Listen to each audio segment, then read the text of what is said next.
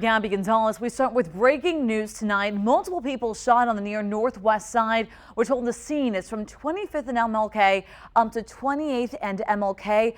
Police are saying a large crowd is gathered there and that this is still a very active situation. They even asked our crew to stay back. We have multiple reporters on the scene and will of course pass along any new details as soon as they come into our newsroom. And we're still following more breaking news tonight. The NFL Hall of Fame game between the Indianapolis Colts and the Green Bay Packers canceled because of field conditions. The game was supposed to start at 8 tonight in Canton, Ohio. The teams were reportedly told that the turf was in game condition this morning, but when they tried to dry the paint on the lettering, the paint melted into the fibers of the field. Teams were also told that there were pieces of the field that were not sewn together. Both teams agreed to cancel the game for the players' safety. It's a very unusual situation. It's something that shouldn't have occurred. We're disappointed, but at the same time, being in the league for almost a half a century, I've seen some of these things occur before. So it's unusual, obviously, and we're going to make sure it doesn't happen again. Ticket holders will get a refund from the mishap tonight. No word on lodging or travel expenses, so I'm sure some disappointed fans out there tonight. Some of the Colts players are reacting on Twitter to the game's cancellation. Ricky Lumpkin sent this tweet saying, quote, "Game canceled, but we'll go out and talk to fans and sign things. Was juice, but safety is number one." And Zachariah Kerr says, "Fan fest it is, folks, unfortunately, but we gotta protect us. Thank you." And last night, Marvin Harrison and Tony Dungy officially became members of the Pro Football Hall of Fame. Each gave emotional speeches filled with humor and gratitude for those who helped them along the way. Harrison also noted how special it was to be enshrined into the Hall of Fame the same year that his former coach was going in. And we'll have much more coverage on the Hall of Fame game cancellation coming up in a few minutes in sports. You can also get the latest details on our website, fox59.com. And we're following more breaking news tonight. One person is dead and another in critical condition after a crash in Lawrence. This was video from earlier tonight at the scene that's near Pendleton Pike and Post Road. We're told that traffic was blocked there in the area while crews trying to figure out what was going on and what led up to this crash. We did have a crew on the scene. We'll of course keep you updated as we learn more. Also tonight, race car driver and former Noblesville High School graduate Brian Clausen is in critical condition at the hospital following a bad crash last night. The 27-year-old was competing in a race in Kansas when he made contact with another car and barrel rolled. His car was then hit by another vehicle. He was airlifted to the hospital. His family posted this statement on Facebook this afternoon. They say, quote, "We appreciate the support of the racing community and are thankful for the outreach we received. We'll keep you updated on how he's doing." A warning tonight from DNR after an Indianapolis man drowns in the White River. Now as the pools close up for the summer, emergency responders are reminding Hoosiers of the dangers of swimming in natural bodies of water. Alexis McAdams has more on what DNR wants you to know. DNR tells me that rivers and lakes are the most dangerous for swimmers and want to remind everyone to never swim alone and always wear a life jacket.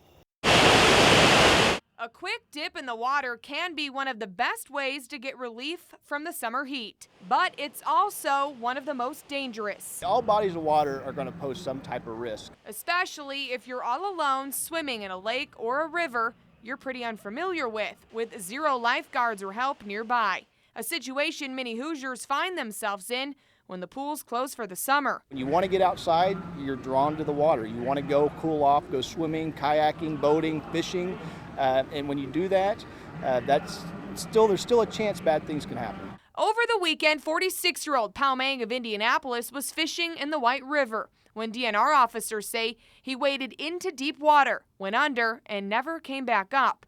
A tragedy a flotation device and a safety plan could have prevented. The level of people's swimming ability is always an issue. So people say, I can swim, but I'm not that great of a swimmer. If you're not a great swimmer, you need to be wearing a life jacket. One technique to help get someone out of a dangerous situation in the water would be through the preach, reach, throw, and row method. First, use verbal cues to help get that person out of the water into safety. Then use a large stick like this, reach out to that person who needs help in the water, have them grab on, then pull them in. But law enforcement says always immediately dial 911.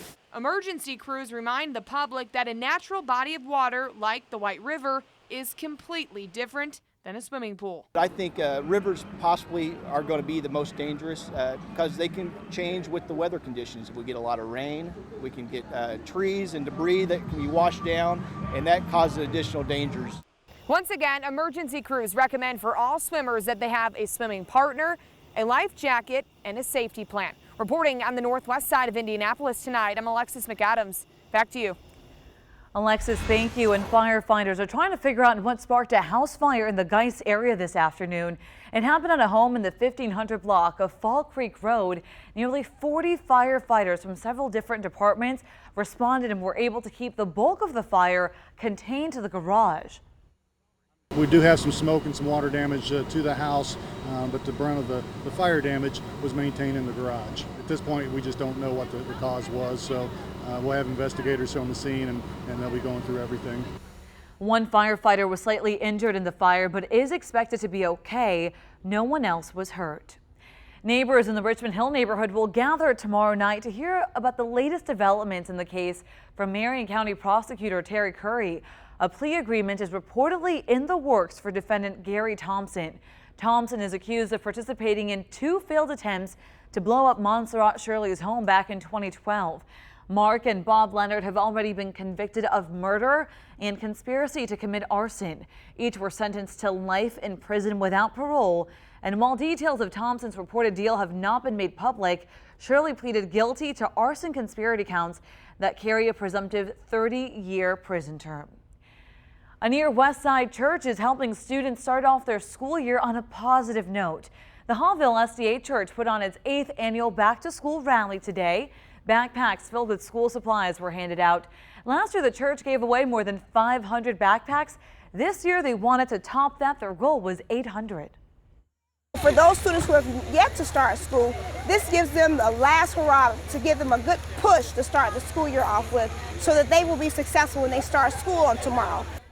Each student received about $40 worth of supplies and gift cards for food.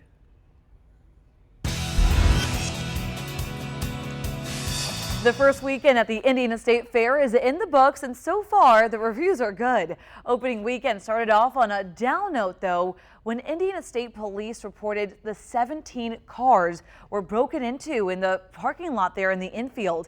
The fair is reminding everyone to think safety on the rides, in the heat, in the crowds, and in the parking lot. Be mindful of your surroundings and make sure that you lock up your things and be safe. Meantime, missing fans all over the fairgrounds will be working overtime later this week. Paramedics will be on alert for fairgoers who get overheated.